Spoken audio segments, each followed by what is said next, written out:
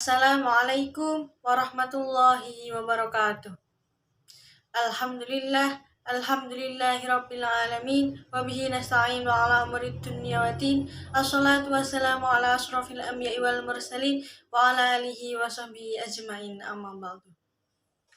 Yang saya hormati Bapak Dosen Abraham Zaki Zulhasmi MA Hum selaku dosen pengampu mata kuliah ilmu dakwah dan seluruh audiens yang berbahagia. Di sini saya akan menyampaikan khutbah singkat yang bertemakan langkah-langkah untuk membenahi dan menumbuh kembangkan kemampuan akal dan logika kita.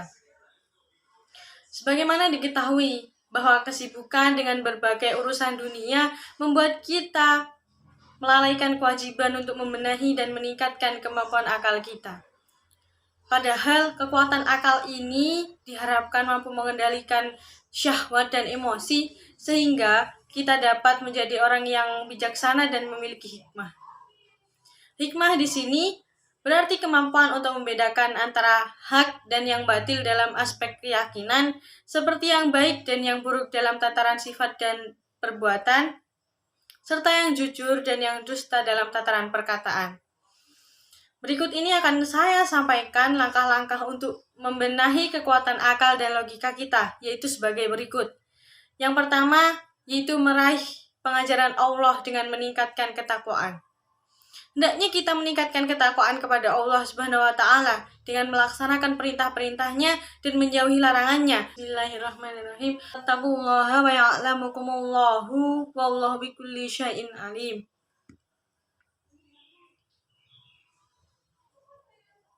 Dan bertakwalah kepada Allah, Allah akan mengajarmu, dan Allah Maha mengetahui segala sesuatu. Al-Baqarah ayat 282.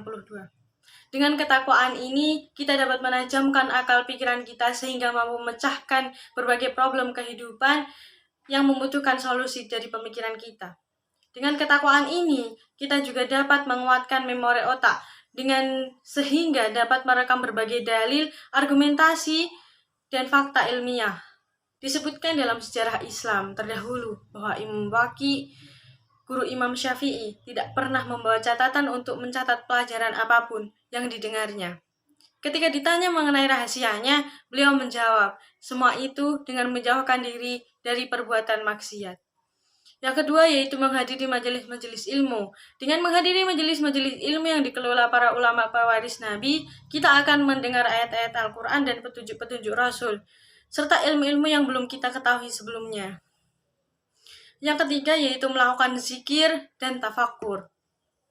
Karena dengan zikir dan tafakkur terhadap ayat-ayat Allah yang ada di alam semesta, seorang muslim akan dapat melatih kemampuan akalnya, sehingga mampu meraih kecerdasan intelektual yang tinggi dan terarah. Rasul pun bersabda, berpikirlah kamu tentang ciptaan Allah dan janganlah kamu berpikir tentang zat Allah. Riwayat Abu Nuaim. Yang keempat, yaitu mengajarkan ilmu kepada orang lain dan tetap belajar secara konsisten. Seseorang yang sempurna ilmu dan takwanya kepada Allah adalah seseorang yang cerdas secara intelektual, emosional, dan spiritual. Semua ini dapat dicapai dengan mengajarkan ilmu kepada orang lain dan tetap mempelajarinya secara konsisten. Pembelajaran diri dengan mengajarkan ilmu kepada orang lain jauh lebih efektif daripada terus-menerus belajar tanpa pernah mengajarkan ilmunya kepada orang lain. Yang kelima yaitu membekali diri dengan berbagai wawasan dan pengetahuan untuk mengenali diri kita. Kita harus membekali diri dengan berbagai wawasan dan pengetahuan yang menyingkap sebagian dari misteri manusia, kecenderungan, keinginan, kelemahan, dan kekuatan manusia itu sendiri. Dengan mengenali diri sendiri, kita akan memiliki kecerdasan yang mengantarkan kepada pengenalan Allah. Yahya bin Mu'adz Ar-Razi berkata, barang siapa yang mengenali dirinya maka ia akan mengenali Rabb-nya. Hadis riwayat As-Sakhawi. Dengan pengetahuan, kita dapat mampu berinteraksi dengan segenap potensi diri kita dan memanfaatkannya untuk merealisasikan penghambaan diri kepada Allah. Sekian khutbah yang dapat saya sampaikan. Akhirul kalam, wassalamualaikum warahmatullahi wabarakatuh.